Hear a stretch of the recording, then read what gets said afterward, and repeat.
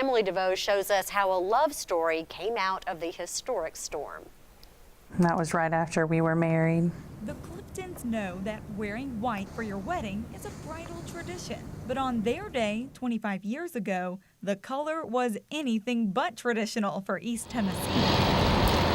The blizzard of 1993 closed businesses, covered roads, and looked like it might cancel their wedding. You just looked outside and you went, oh my goodness, how in the world did we get this much snow? I just cried.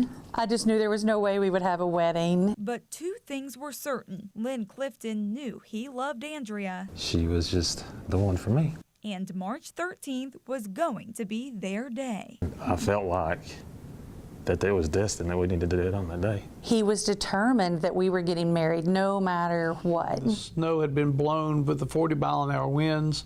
Pastor Jeff Lane remembers talking to the couple that morning, deciding Monday would be a much better day for the ceremony since the church was completely blocked by snow. Even if we could get a team of guys with, with tractors down there to scrape the parking lot, we had no power, we had no way to do anything, and it was just really, pretty brutally cold. But Lynn Clifton had something else in mind.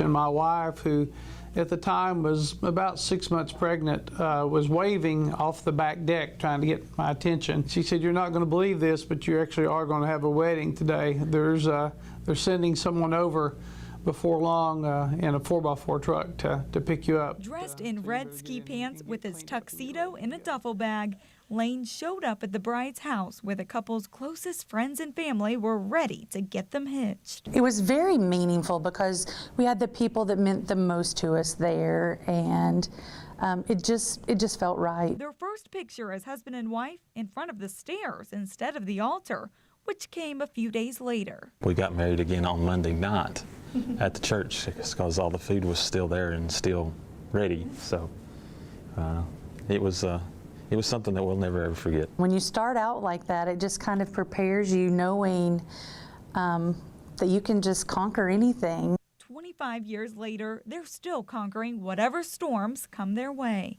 In Knoxville, for Live at 5 at 4, I'm Emily DeVoe.